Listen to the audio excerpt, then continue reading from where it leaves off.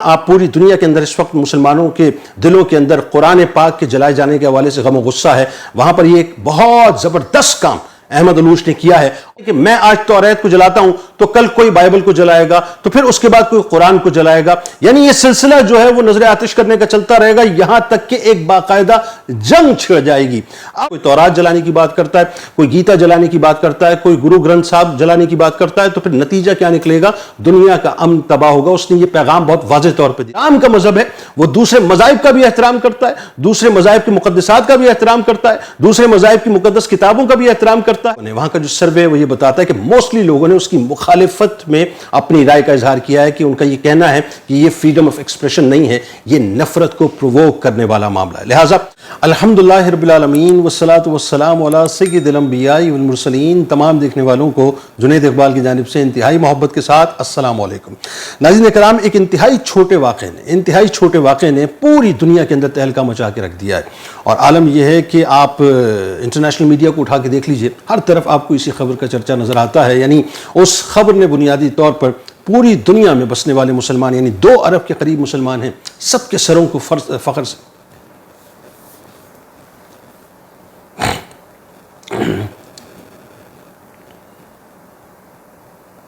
الحمدللہ رب العالمین والصلاة والسلام علی سید الانبیاء والمرسلین. تمام دیکھنے والوں کو جنید اقبال کی جانب سے انتہائی محبت کے ساتھ السلام علیکم.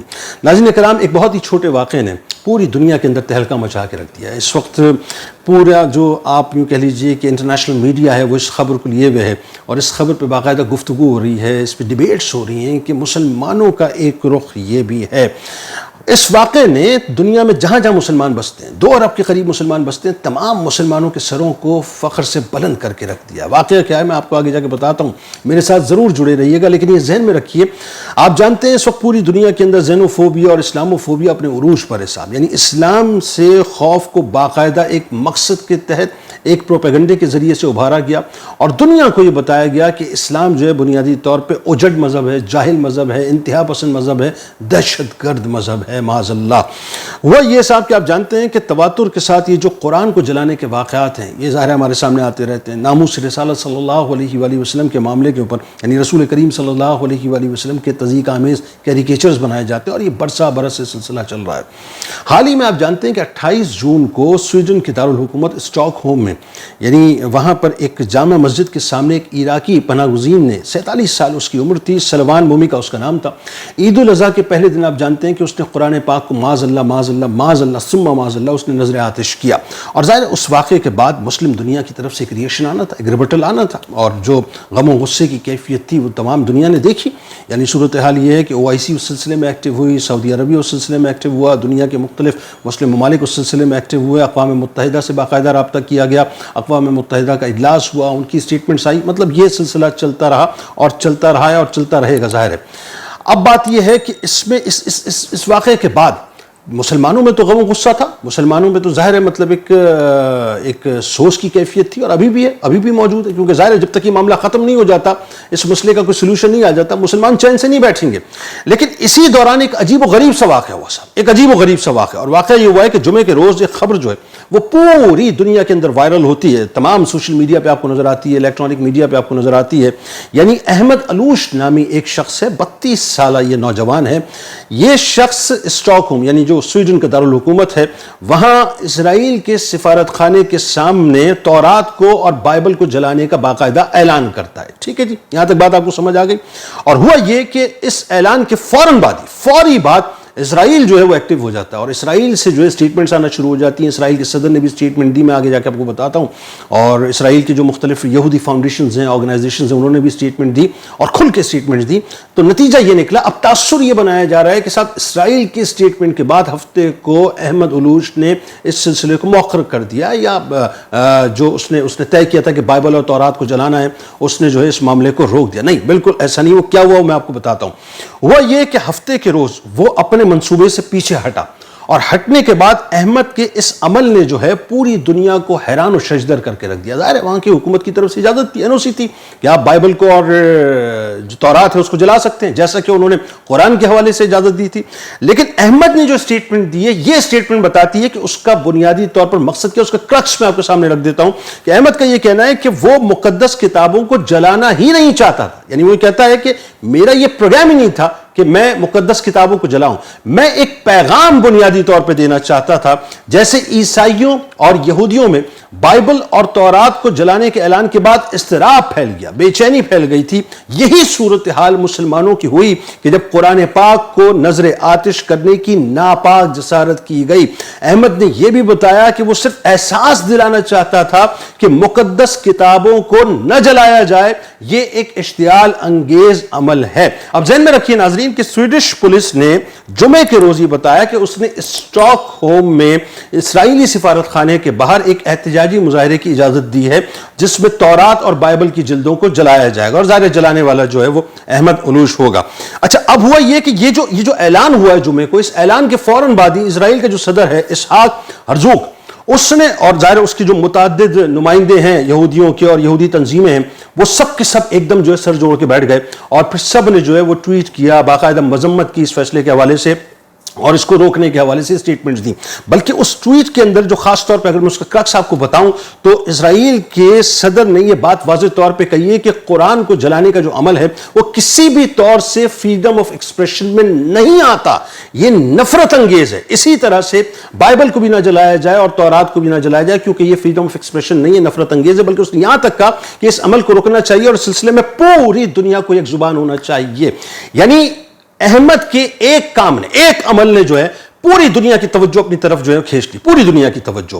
اور خاص طور پہ جو اسرائیل آج تک خاموش تھا نا, کیونکہ دیکھیں رسول کریم صلی اللہ علیہ وآلہ وسلم کے تواتر سے معاذ اللہ تضحیک آمیز خاکے بنائے گئے, توہین آمیز خاکے بنائے گئے, کبھی اسرائیل کی طرف سے اسٹیٹمنٹ نہیں آئی.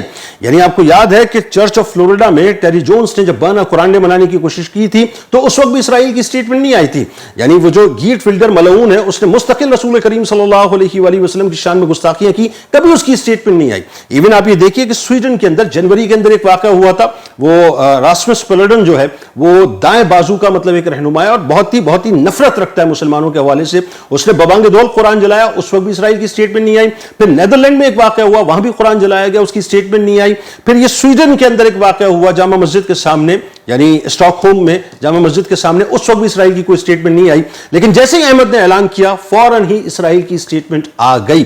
اور کمال یہ ہے کہ احمد نے اس بات کی وضاحت بنیادی طور پہ کرتے ہوئے بتایا کہ اس کا مقصد دراصل مقدس کتابوں کو جلانا نہیں تھا, بلکہ ان لوگوں پر تنقید کرنا تھا کہ جنہوں نے حالیہ مہینوں میں سویڈن میں قرآن پاک کے نسخوں کو نظر آتش کیا تھا, اور اس کارروائی کی سویڈن قانون میں جو ہے ممانعت بھی نہیں ہے, ظاہر روک ٹوک بھی نہیں ہے. اس سے چونکہ یہ شامی نژاد ہے اور سویڈش باشندہ ہے, تو اس نے اپنے رائٹس کو استعمال کرتے ہوئے یہ بات کہی کہ یہ ان لوگوں کے لیے ایک جوابی کارروائی ہے کہ جنہوں نے قرآن کے نسخوں کو جلایا تھا, اور میں ان لوگوں کو دکھا دینا چاہتا ہوں, بتا دینا چاہتا ہوں کہ یعنی جو آزاد اظہار رائے کا جو مطلب معاملہ ہے اس کی کوئی حدود ہوتی ہیں, کچھ اس کی قیود ہوتی ہیں جن کا خیال رکھنا بہت زیادہ ضروری ہے.